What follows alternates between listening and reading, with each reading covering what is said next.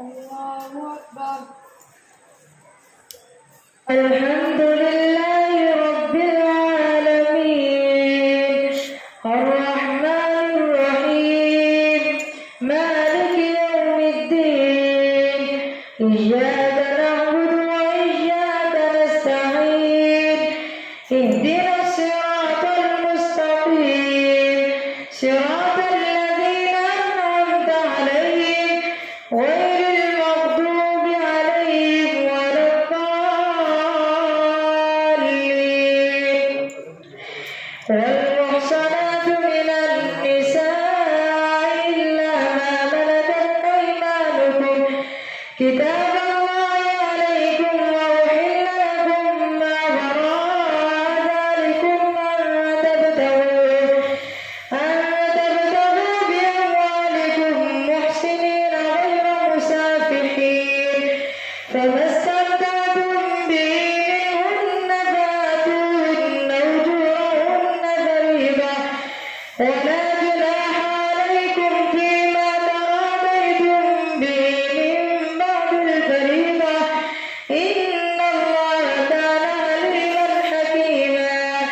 ومن لم يستطع منكم طولا أن ينكح المحصنات المؤمنات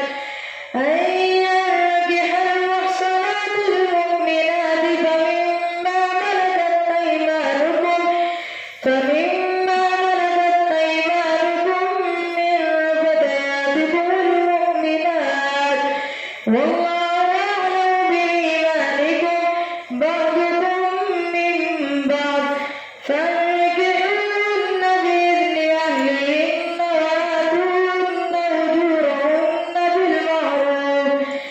بالمعروف محصنات غير مسافحات ولا متخذات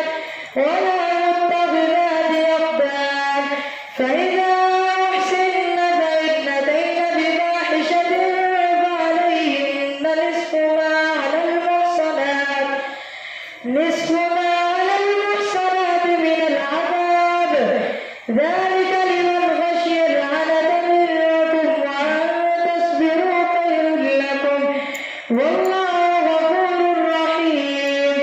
يريد الله ليبين لكم ويهديكم سنن الذين من قبلكم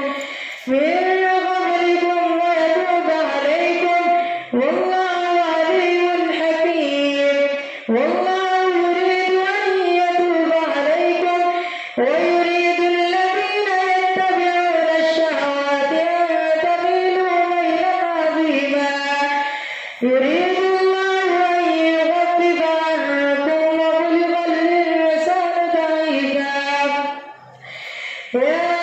أيها الذين آمنوا لا تأكلوا أموالكم بينكم بالباطل إلا أن تكون تجارة عن تراض منكم ولا تقتلوا أنفسكم إن الله كان بكم رحيما. ومن يفعل ذلك عدوانا وظلما فسوف نصليه نارا وكان ذلك على الله يسيرا. إن تجتنبوا كبائر ما تنهون عنه نكفر عنكم سيئاتكم وندخلكم مدخلا كريما. ولا تتمنوا ما فضل الله به بعضكم على بعض للرجال نصيب مما اكتسبوا وللنساء نصيب مما اكتسبن واسألوا الله من فضله إن الله كان بكل شيء عليما. ولكل جعلنا موالي مما ترك الوالدان والأقربون والذين عقدت أيمانكم فآتوهم نصيبهم إن الله كان على كل شيء شهيدا. الرجال قوامون على النساء بما فضل الله بعضهم بما فضل الله بعضهم على بعض وبما أنفقوا من أموالهم فالصالحات قانتات حافظات للغيب بما حفظ الله واللاتي تخافون نشوزهن فعظوهن واهجروهن في المضاجع واضربوهن فإن أطعنكم فلا تبغوا عليهن سبيلا إن الله كان عليا كبيرا وإن خفتم شقاق بينهما فابعثوا حكما من أهله وحكما من أهلها إن يريدا إصلاحا يوفق الله بينهما إن الله كان عليما خبيرا واعبدوا الله ولا تشركوا به شيئا وبالوالدين إحسانا وبذي القربى والمساكين والجار ذي القربى والجار الجنب والصاحب بالجنب وابن السبيل وما ملكت أيمانكم إن الله لا يحب من كان مختالا فخورا الذين يبخلون ويأمرون الناس بالبخل ويكتمون ما آتاهم الله من فضله وأعتدنا للكافرين عذابا مهينا والذين ينفقون أموالهم رئاء الناس ولا يؤمنون بالله ولا باليوم الآخر ومن يكن الشيطان له قرينا فساء قرينا وماذا عليهم لو آمنوا بالله واليوم الآخر وأنفقوا مما رزقهم الله وكان الله بهم عليما إن الله لا يظلم مثقال ذرة وإن تك حسنة يضاعفها ويؤت من لدنه أجرا عظيما فكيف إذا جئنا من كل أمة بشهيد وجئنا بك على هؤلاء شهيدا يومئذ يود الذين كفروا وعصوا الرسول لو تسوى بهم الأرض ولا يكتمون الله حديثا يا أيها الذين آمنوا لا تقربوا الصلاة وأنتم سكارى حتى تعلموا ما تقولون ولا جنبا إلا عابري سبيل حتى تغتسلوا وإن كنتم مرضى أو على سفر أو جاء أحد منكم من الغائط أو لامستم النساء فلم تجدوا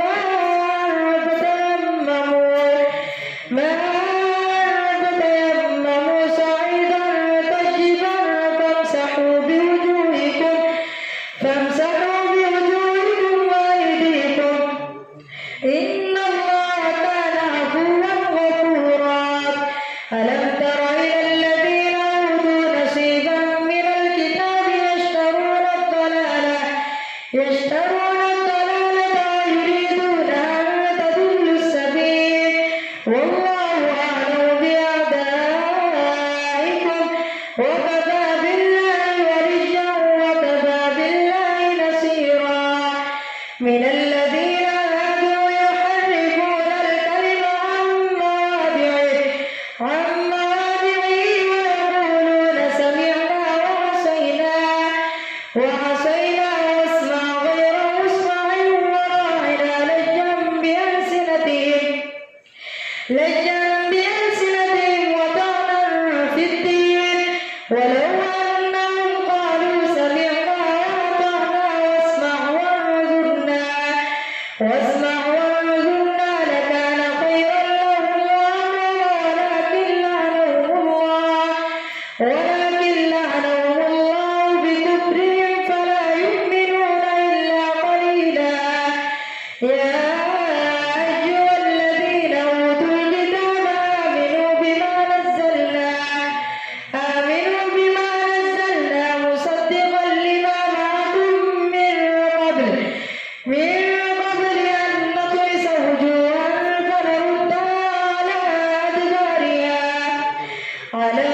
أدبارها أو نلعنهم كما لعنا أصحاب السبت وكان أمر الله مفعولا.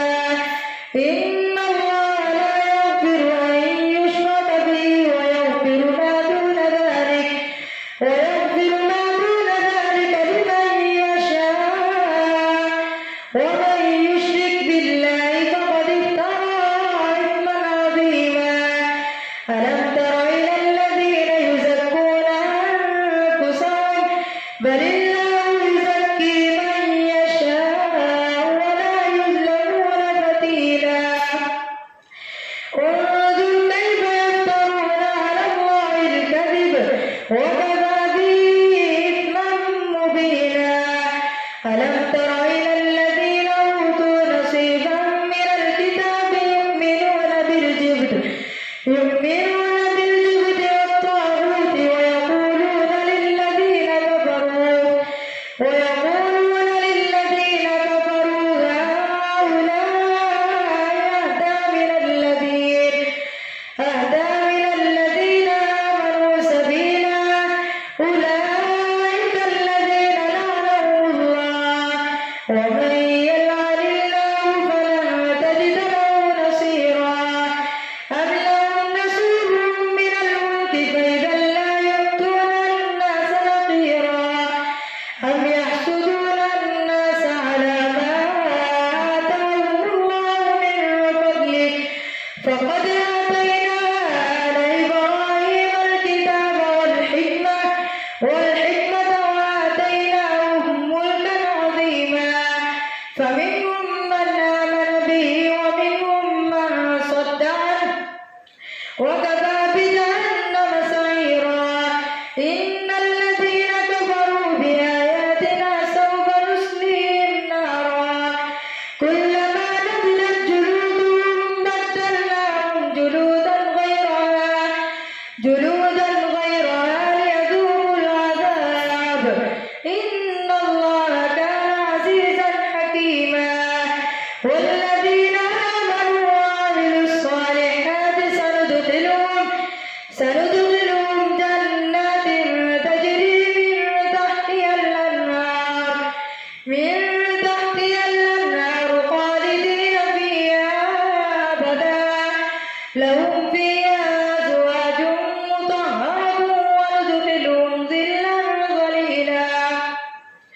إن الله يأمركم أن تؤدوا الأمانات إلى أهلها وإذا حكمتم بين الناس أن تحكموا بالعدل. إن الله نعم ما يعظكم به إن الله كان سميعا بصيرا. يا أيها الذين آمنوا أطيعوا الله وأطيعوا الرسول وأولي الأمر منكم فإن تنازعتم في شيء فردوه إلى الله والرسول منكم فإن تنازعتم في شيء فردوه إلى الله والرسول إن كنتم تؤمنون بالله واليوم الآخر ذلك خير وأحسن تأويلا. الله أكبر.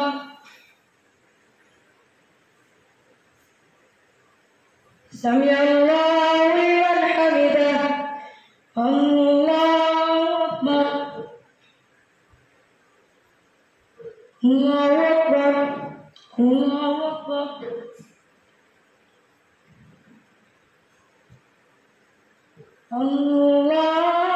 الله أكبر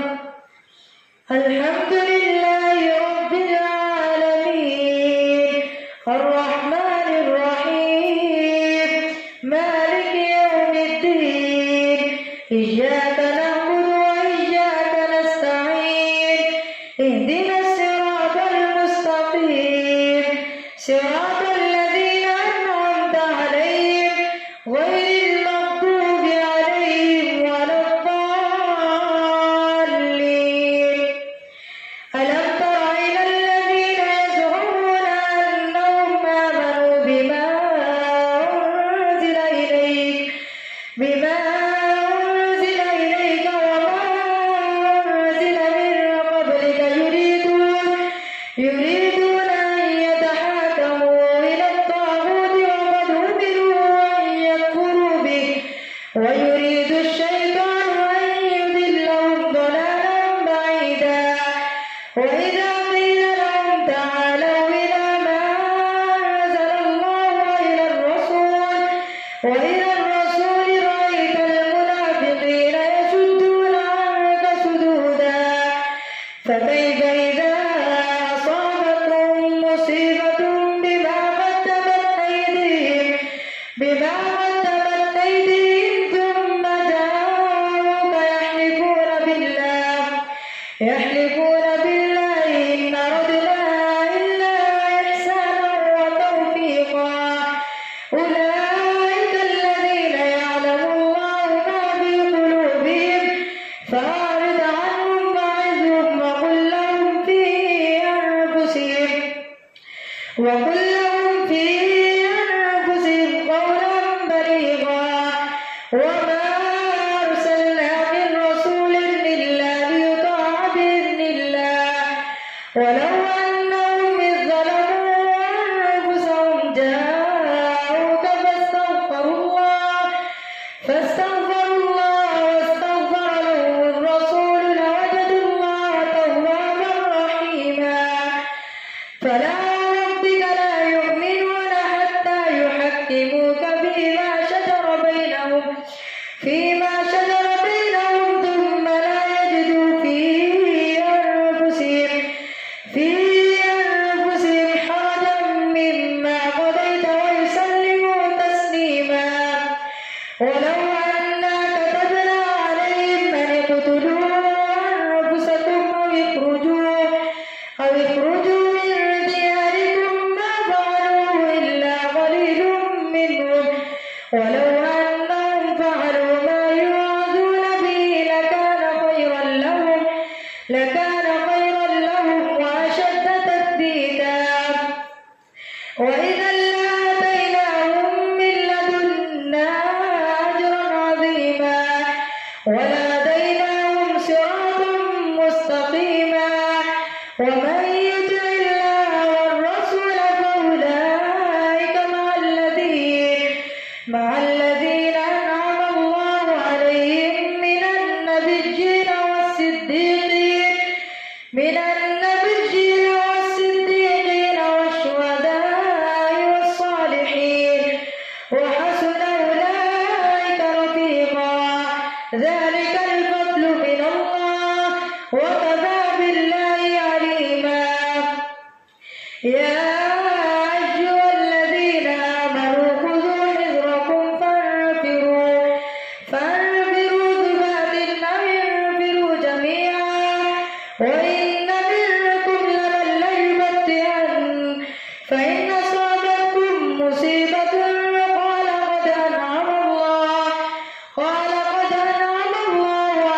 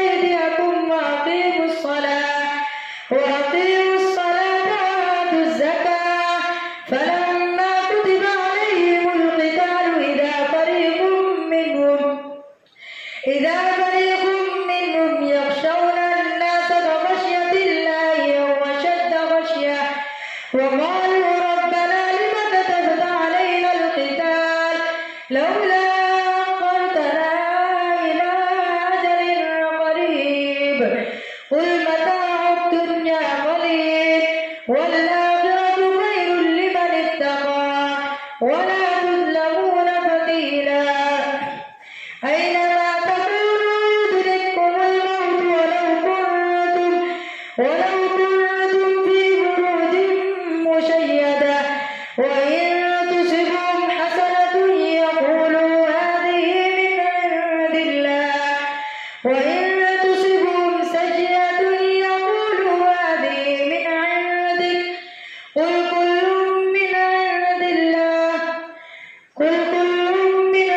الله فما لهؤلاء القوم لا يكادون يفقهون حديثا ما أصابك من حسنة فمن الله وما أصابك من سيئة فمن نفسك وأرسلناك للناس رسولا وكفى بالله شهيدا من يطع الرسول فقد أطاع الله ومن تولى فما أرسلناك عليهم حفيظا ويقولون طاعة فإذا برزوا من عندك بيت طائفة منهم غير الذي تقول والله يكتب ما يبيتون فأعرض عنهم وتوكل على الله وكفى بالله وكيلا أفلا يتدبرون القرآن ولو كان من عند غير الله لوجدوا فيه اختلافا خيرا كثيرا أفلا يتدبرون القرآن ولو كان من عند غير الله لوجدوا فيه اختلافا كثيرا وإذا جاءهم أمر من الأمن أو الخوف أذاعوا به ولو ردوا إلى الرسول وإلى أولي الأمر منهم لعلمه الذين يستنبطونه منهم ولولا فضل الله عليكم ورحمته لاتبعتم الشيطان إلا قليلا فقاتل في سبيل الله لا تكلف إلا نفسك وحرض المؤمنين عسى الله أن يكف بأس الذين كفروا والله أشد بأسا وأشد تنكيلا من يشفع شفاعة حسنة يكن له نصيب منها ومن يشفع شفاعة سيئة يكن له كفل منها وكان الله على كل شيء مقيتا وإذا حييتم بتحية فحيوا بأحسن منها